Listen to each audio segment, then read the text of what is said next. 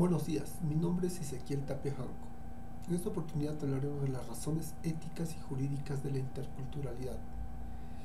Para defender la interculturalidad debemos partir defendiendo el derecho de los grupos culturales a ser sujetos activos e iguales de la misma, algo que remite en última instancia al tema de los derechos culturales.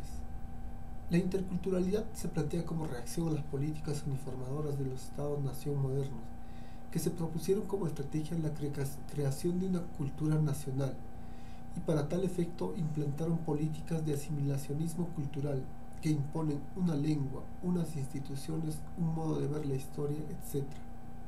En la actualidad, estos estados-nación se están viendo amenazados por factores internos que pueden ser las culturas nativas originarias u otros de reciente migración, y también se ven amenazados por factores externos como son la globalización en su dimensión económica y cultural e indirectamente política. De la multiculturalidad a los derechos de autogobierno.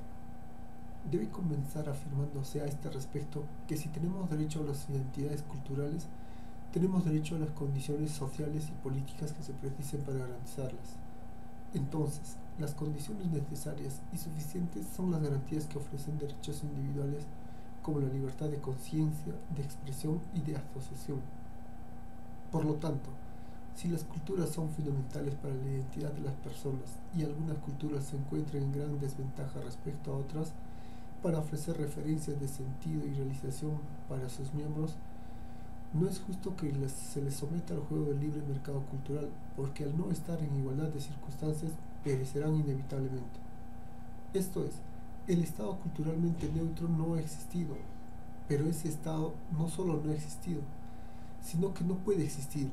Inevitablemente tendrá que crear unas instituciones modeladas por ciertos modos de entender el ejercicio del poder, que acogen unas lenguas y otras no, o impulsará un sistema educativo en determinadas lenguas, con unas presentaciones de la historia y no otras, o también con una determinada selección de contenidos curriculares, etc. Los derechos de las minorías.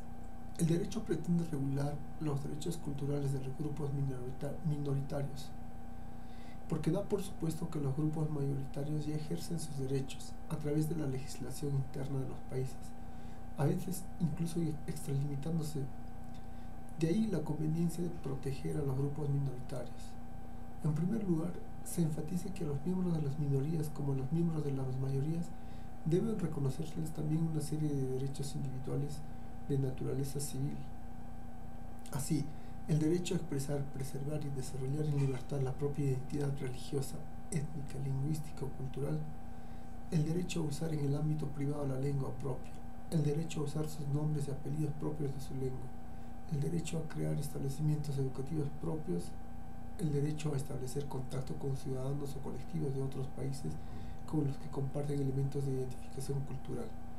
Todos estos derechos, tal como se presentan, son en realidad concreción de los derechos de libertad, de conciencia, de expresión, de asociación, de circulación y de educación, así como del derecho de la vida privada y familiar. El que deba hacerse estas especificaciones de derechos para las minorías muestra una penosa realidad, que históricamente les han sido negadas con frecuencia por las mayorías, quebrantando así el derecho básico a no ser discriminados por ser diferentes.